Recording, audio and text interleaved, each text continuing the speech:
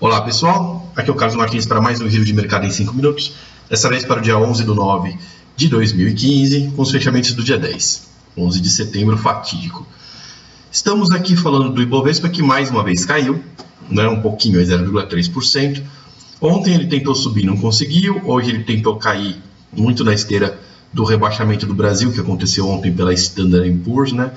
Mas também acabou voltando bastante aí no fim do pregão, tá? Então o Ibovespa está ainda bem indefinido, bem travadinho aqui ao redor dos 46 mil pontos, né, nessa região. Se ele voltar aqui para os 45 mil, aí a coisa muda de figura, né? Ele vai vindo pouco a pouco para baixo, está apontado para baixo de novo, tá? Mas ele está aqui bem dentro da área densa de uma projeção que leva até 41 mil pontos, né? Lembrando que a projeção atual de baixa de 42.500 não foi atingida por pouco, né? Ele chegou até 42.700, ficou um pouquinho aqui, a gente já viu isso várias vezes, ele acaba voltando, depois ele vai de novo para bater, tá? Então, só estamos esperando a confirmação desse segundo triângulo para continuar na tendência de baixa. Falando agora do Ibovespa Futuro Mini, que hoje abriu, né, com um gap de baixa enorme, 1.500 pontos de gap de baixa para ele, né, na abertura é quase 1.700 pontos, mas aí ele foi se recuperando ao longo do dia e fechou o gap, né, voltou e ficou aqui dentro, mas ainda assim com 0,3% de baixa em relação ao fechamento do dia anterior e totalmente dentro do lado vendido aqui do triângulo, né, ele se recuperou, tá, da abertura, né, mas não quer dizer que ele subiu, pelo contrário, ele até teve uma leve queda. E vamos ver nessa sexta-feira como é que ele se comporta. Vamos falar agora do dólar, que hoje também abriu com gap lá em cima, né? Vamos dar uma olhadinha nesse Fibonacci espelhado. Olha aí, ó. Ele abriu para cima, né, 3,90. Ele abriu no 3,93, ainda subiu um pouquinho até 3,94, quase em R$4, para depois voltar um pouco, fechar de novo abaixo do 3,89. Deixou um gap aqui em aberto, mas ele tem deixado muitos gaps em aberto aqui nessa tendência de alta dele, tá? A grande mensagem que ele passou hoje é que a máxima mais alta foi atingida de novo, né? Ele vem fazendo máximas mais altas e máximas mais altas. Como ele fez a máxima em gap, né, deixou aqui uma abertura muito grande, então ele acabou voltando, né, um pouco por causa esse espaço vazio mesmo, o povo aposta contra, mas ele ainda está fazendo novas máximas e a tendência ainda está para bater em R$4. Para cima de R$4 a coisa já fica bem diferente. Dá para perceber que se a gente usar a figura técnica aqui do Fibonacci mesmo, ele já passou e despassou hoje mesmo, tá? Uma figura que apontaria para 4,45, então não está dando nenhuma projeção de que ele vá passar de 4, tá? Isso daí realmente não tem nada, pode aparecer alguma figura, mas por enquanto todas as projeções apontam para 400 e é lá onde ele deve ficar, tá? E a Petrobras? Petrobras caindo 5% hoje, também rebaixada, né, pela agência de risco. Outro gap de baixa enorme. Vamos dar uma olhadinha nesses gaps de baixa, esses gaps que ela fez.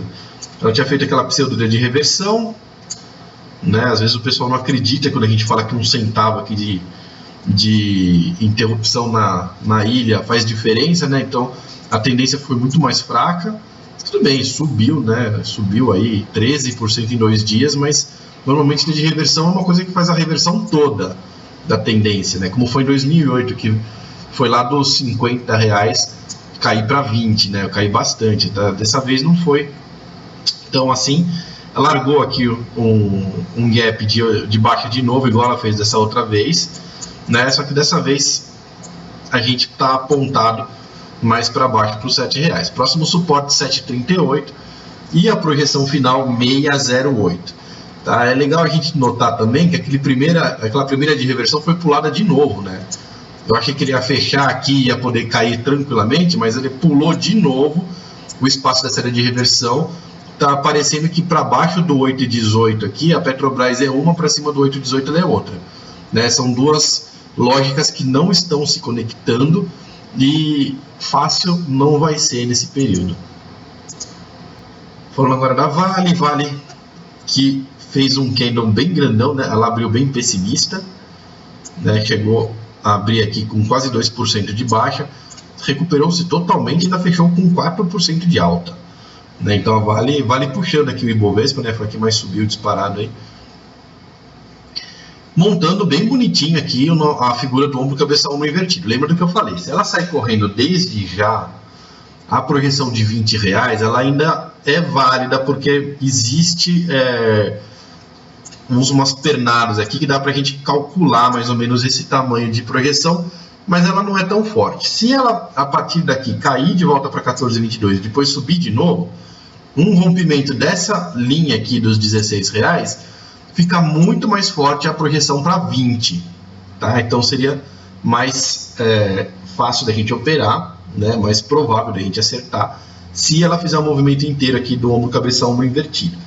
O que eu estou falando já faz alguns dias, né? Dessa vez ela já chegou até esse patamar, e para a figura que eu estou imaginando se concretizar, a partir de amanhã ela precisa cair. Se ela continuar subindo, ela já dá um sinal de compra desde já, e aí tem 17 e 18,50 como as resistências mais fortes.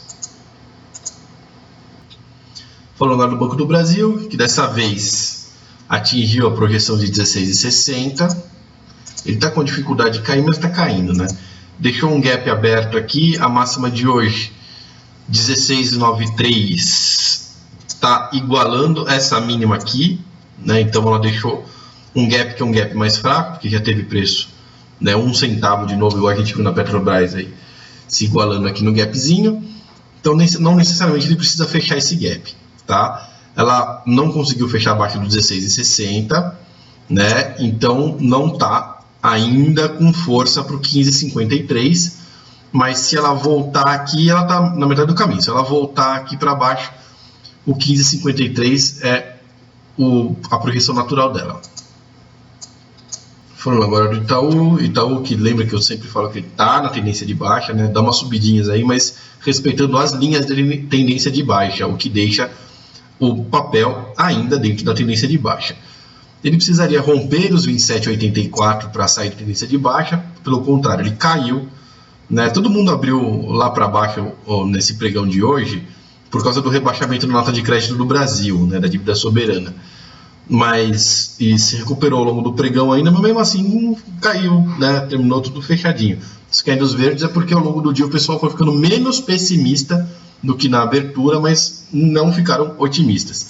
Então nessa sexta-feira, que não é um dia muito bom para a gente ter ideia do que vai acontecer, mas nessa sexta-feira deve dar uma melhorada aí nessa tendência, né? Dá para a gente ter uma noção de para onde que o mercado está indo, e aí a gente avalia se tem algum novo sinal. O Itaú, por enquanto, não tem sinal nenhum, né? O sinal de baixa dele já foi atingido aqui no 25,45, e agora ele está tentando traçar novas coisas. Para encerrar, vamos falar da Ambev, que andou bastante, mas andou dentro da área de indefinição, né? Totalmente dentro do triângulo dela aí. Ela não conseguiu dar o sinal de compra, né? Lá em cima. A gente está vendo agora ela ajustada aqui pelo dividendo. Se a gente olhar para trás aqui, ó,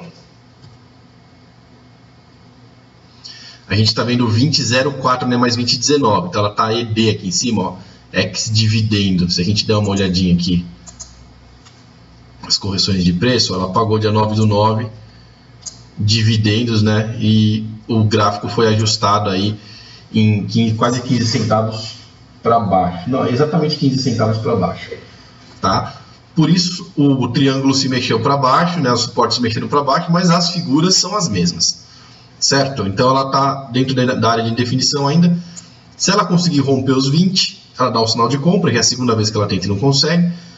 E se ela vier para baixo aqui, esse sinal de venda já aconteceu uma vez, tá? Então se ela vier para baixo aqui, a gente só observa. Agradeço muito a presença de todos e até o próximo giro de mercado em 5 minutos.